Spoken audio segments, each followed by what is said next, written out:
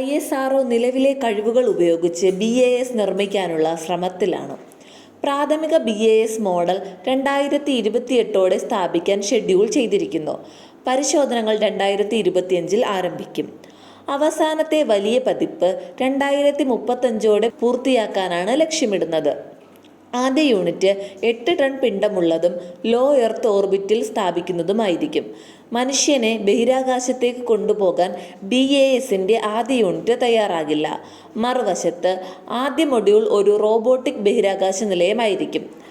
അന്താരാഷ്ട്ര ബഹിരാകാശ നിലയത്തിൽ നിന്നും പ്രചോദനം ഉൾക്കൊണ്ട് ഭൂമിയിൽ നിന്ന് പൂർണ്ണമായി നിർമ്മിച്ച ഒരു സ്റ്റേഷൻ വിക്ഷേപിക്കുന്നതിൻ്റെ അപ്രായോഗികത കാരണം BAS ഭൗമോപരിതലത്തിന് മുകളിൽ കൂടിച്ചേരും. BASൽ ഡോക്ക് ചെയ്യാനും റോബോട്ടിക് ആയുധങ്ങൾ ഉപയോഗിച്ച് പരീക്ഷണങ്ങൾ കൈമാറാനും കഴിയുന്ന സ്പേസ് ക്യാപ്സ്യൂളുകൾ ISRO അയക്കും. അതിനുശേഷം പൂർത്തിയാക്കിയ പരീക്ഷണങ്ങൾ ക്രൂ മൊഡ്യൂളിലേക്ക് തിരികെ നൽകാനും ഭൂമിയിലേക്ക് തിരികെ അയക്കാനും ഇതിന് കഴിയും. അടുത്ത 5-6 വർഷത്തേക്ക് ഇത്തരത്തിലുള്ള പ്രവർത്തനങ്ങൾ നടക്കുകയും 2035 കൂടുതൽ ബഹിരാകാശ നിലയ ഘടകങ്ങൾ നിർമ്മിക്കുകയും 2035 അവസാനത്തോടെ ISRO പൂർണ്ണമായി പ്രവർത്തനക്ഷമമാകുകയും ചെയ്യും. കൂടുതൽ വാർത്തകൾ അറിയുവാനായി ഈ ചാനൽ സബ്സ്ക്രൈബ് ചെയ്ത് ഫോളോ ചെയ്യുക.